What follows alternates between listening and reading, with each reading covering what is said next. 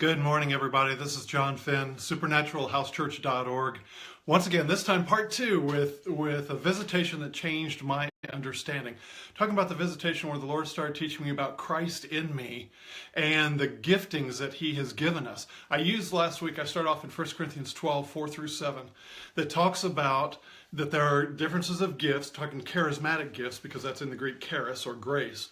And then there are differences of service gifts, which we take as ministry gifts, like apostle, prophet, evangelist, pastor, teacher, helps governments, etc. And then there are energy gifts in 1 Corinthians 12, 6. And energy gifts are the things that move us, that motivate us, the things we love to do, the things where we're most fulfilled. And Paul sums all these things up, talking about the charismatic gifts, the serving gifts, the energy gifts. And he says all these are just manifestations of the Holy Spirit given to everybody to profit, to you and outwardly to others. And I talked about Romans chapter 12, verses 3 through 8, where Paul mentions some of these energy gifts, these often called motivational gifts, the things that move us. One of them is prophecy, which is not the gift of prophecy, but it's the personality type where a person sees things like a prophet. That is right and wrong, cut and dried. These people sometimes have a difficult time with tact and diplomacy and everything because it's either right or it's wrong. That's their gift. But he also mentions gifts like giving and organizing and what we would call hospitality or sympathy, mercy, etc. He talks about exhorting, which is to tell a story, to encourage people with their testimony, etc. And then the Lord took me into Exodus, and we looked at 31 through 36, where is the building of the tabernacle. And God says, I put the wisdom in men and women to do sewing and tapestries and woodwork and metalwork and stonework and all the different things like that. And how he taught me, he said, all these are just manifestations of the Holy Spirit. Well, I'm picking it up assuming you've seen part one, but this is part two. He then started talking about what we would call the fivefold. I'm going to try to squeeze this in because there's more to it and everything. And he said because he is in us, and he said this. He said the world puts different labels on the manifestation of the Spirit, on the way I've gifted people. He said, remember, all things were made by me and for me.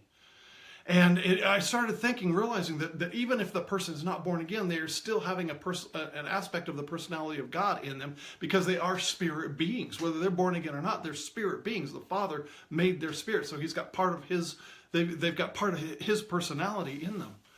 And he told me this. He said he went back over my life, and he talked about the restaurants that we'd started from scratch and worked into a couple of restaurants, pizza delivery restaurants, and we had about 65 employees, and how I just knew what to do. It was just in me to know what to do.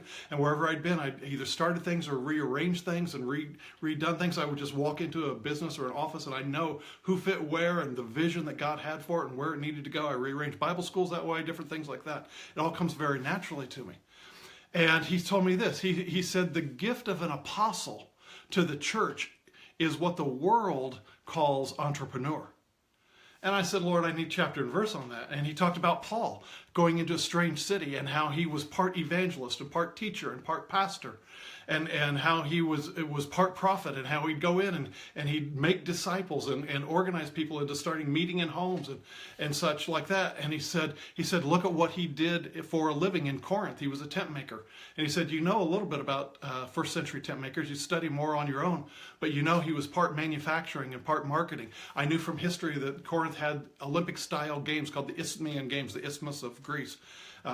Isthmian Games every 2 years, and Paul was there for at least one of those series of games. And so he would have made tents, and he would have been working with wool and leather and dyeing and manufacturing and assembling and marketing and all the things. And he started talking about the same gift in him, Christ in him, that allowed him to go into a city to set up a business. It was the same gift utilized as an apostle to be part pastor, part teacher, part evangelist, part prophet, part helps, part government, etc. And I started just my mind just started expanding to realize the gifts are outside of the four walls of the church. So there was more to that visitation. I went into a Bible class of second-year students. I said, how many here are called to be pastors? You feel called to be pastors? A certain number of people raised their hands. And I said, so what do you do for a living? and they were like management. All of them, almost all, were like middle-level management, or something like that, even in customer service. And I said, how many of you, I said, people come to you and they say things like, I shouldn't be telling you this, but, or I don't know why I'm telling you this, but, and they pour out their hearts to you. Your desk, your office, your cubicle, just is like Grand Central Station. They open up to you like they don't do for other people, and the hands went up. And I said, you're already a pastor. You're already pastoring these people. Those are the characteristics of a pastor. The Lord doesn't care what labels man puts on it or how you earn a living. It's the fact that Christ is in you, and a manifestation of the Spirit given to everybody is that care for the people, that tending to the people. And the Lord doesn't care whether they're born again or not. He cares for people, and that gift of pastor, even though you may be a manager, even you may be an assistant manager, you may be somebody at the cash register, but people just come to you because you love that interaction with people. That's the gift of a pastor. One lady raised her hand and said, I just work in a nursery. Another one said, I've got a daycare in my house.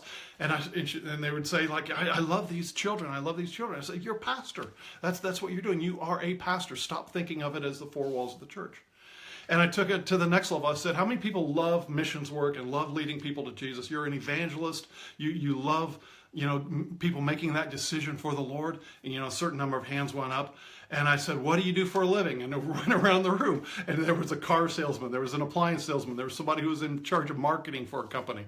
And to the person, they said, I love the thrill of getting that person to sign on the dotted line, the closed sale. I said, see, it's Christ in you that is doing that. And in the church, that is winning people to Jesus. But that gifting to persuade people, to show people the proof of what they need and what they need to do and how God flows in that. I said, that helps you become that car salesman, that appliance salesman, that marketing person, whatever, that insurance salesman, to get those people to sign on the dotted line. And I said, how many are prophetic that your heart is that you have this ability to see people and where they're going to be a year down the road. I'm not talking about a prophet that you're prophesying over nations and weather patterns and things of that nature, but you feel that prophetic gifting. And hands went up. What do you do? A lawyer, attorney, human resources was one of them. Accountant was another.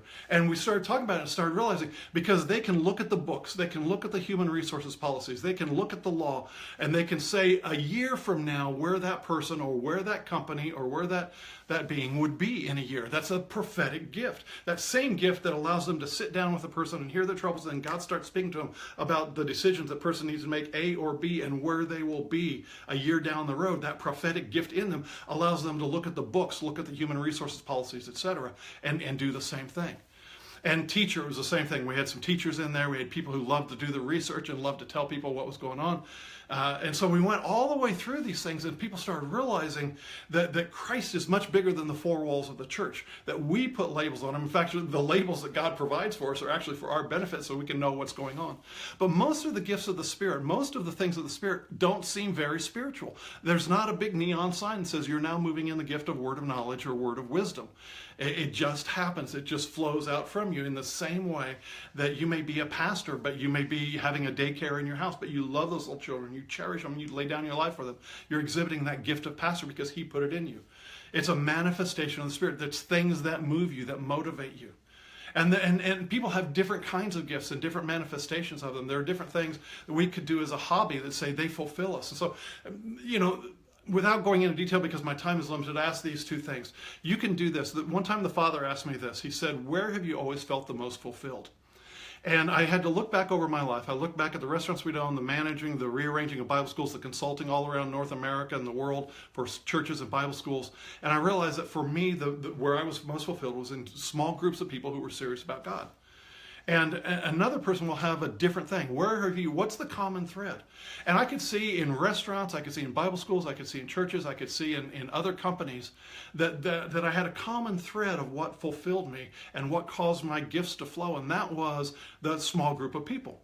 And so that becomes a question of that your gift from God, and your gifts, plural, because we all have multiple gifts, can flow in any number of structures. It's a matter of finding a structure that flows the best with your gift. So a lot of times that comes out in job hunting and stuff like that. It's like, what is the best? Am I going to be in a position, you start thinking of things differently. Am I going to be in a position where I can, if you're a pastor, where I'm going to know people and I can get to know people and I can help people, and not only just by how I earn a paycheck, but that I could bless people in that way. You start thinking of it in those terms. terms. Look for, number one, look for the common thread. Look past, in your past to say, what elements have I done? Where have I always been the most fulfilled? What's the commonality there? And you'll find something like I did when the Father asked that of me, about the small groups. You'll find something within yourself. So anyway, these two things, look for the gift. What structure can your gift fit in? Because it can fit in any number of structures. It's a matter of you figuring out which one is most efficient. And two, where have you always felt the most fulfilled? But take your eyes off of the four walls of the church, because Christ is in us and everything is sacred to us. We take him wherever we go. So he will manifest himself with our energy gifts and our serving gifts and the charismatic gifts as he sees fit.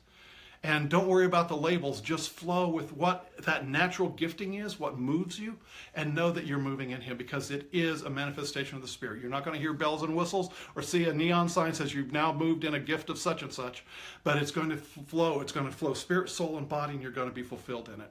All right, new subject next week. I hope this has been a blessing. Bye-bye.